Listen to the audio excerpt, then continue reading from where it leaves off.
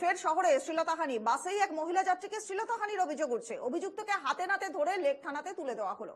জানা গিয়েছে যে যাদবপুর থেকে ঢাকুরিয়ার দিকে একটি বাস আসছিল, সেই বাসে অফিস যাত্রী এক মহিলাকে শ্লীলতাহানি করার অভিযোগ উঠল। অভিযুক্তের বাড়ি গোপালনগরে। আরো একবার শ্লীলতাহানির খবর সামনে আসছে। বাসে এক মহিলা যাত্রীকে শ্লীলতাহানির অভিযোগ উঠছে। অভিযুক্তকে লেক থানায় তুলে দেওয়া হয়েছে। জানা যাচ্ছে যে যাদবপুর থেকে ঢাকুরিয়ার দিকে যে বাসটি আসছিল সেই বাসে শ্লীলতাহানি করা হয় অফিস যাত্রী এক মহিলাকে। অভিযুক্তের বাড়ি গোপালনগরে। অভিযুক্তের বাড়ি গোপালনগরে বলে জানা যাচ্ছে। আরো একবার শ্লীলতাহানির ঘটনা সামনে আসছে। বাসে শ্লীলতাহানির খবর সামনে আসছে। এই মুহূর্তের বড় খবর, শহরে আরো একবার শ্লীলতাহানি, বাসে এক মহিলা যাত্রীকে শ্লীলতাহানির অভিযোগ উঠছে।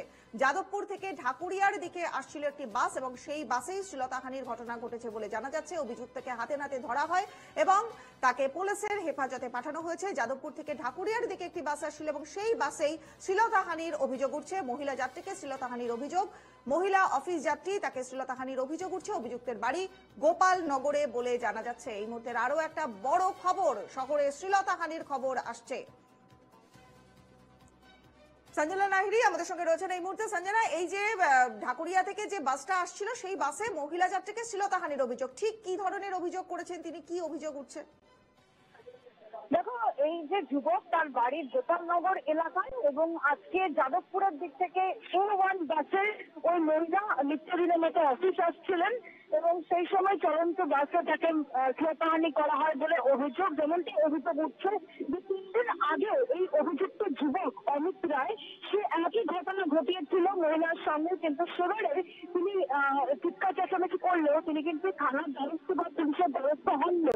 3 দিন পর যখন আবার একই ঘটনার পুনরাবৃত্তি, তখনই কিন্তু তিনি চিৎকার চেঁচামেচি করেন এবং বাস থামিয়ে বাসের অন্যান্য সহযাত্রীদের মারফত এই অভিযুক্ত অমিত রায়কে পুলিশের হাতে তুলে দেওয়া হয় এবং বর্তমানে লেক থানায় তাকে রাখা হয়েছে। এই অভিযুক্তকে মেডিকেল করানো হবে কিছুক্ষণের মধ্যেই। এবং অন্যদিকে এই মহিলা যাত্রী তিনিও কিন্তু লিখিত অভিযোগ দায়ের করেছেন লেক থানায়। তার অফিস যোধপুর এলাকায় হয়ে তিনি নিত্যদিনের মতনই কিন্তু যাওয়া আসা করছিলেন।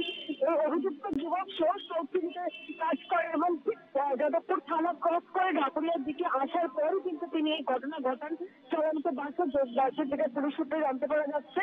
এবং সবটা মিলিয়ে পুলিশ খতিয়ে দেখার চেষ্টা করছে যে এই অভিযুক্ত আগেও এরকম ঘটনা অন্য মহিলাদের সঙ্গে ঘটিয়েছেন কিনা, কারণ 3 দিন আগেই যেহেতু তিনি একই ঘটনা ঘটিয়েছেন, তো স্বাভাবিকভাবে পুলিশ নিজেদের কাস্টাডিতে নিয়ে এই বিষয়গুলোই কিন্তু মূলত খতিয়ে দেখছে। বেশ, অনেক অনেক ধন্যবাদ সঞ্জনা। আমাদের সহকর্মী সঞ্জনা লাহিড়ী এতক্ষণ ছিলেন আমাদের সঙ্গে। আরো একবার শহরে শ্লীলতাহানির ঘটনা সামনে আসছে।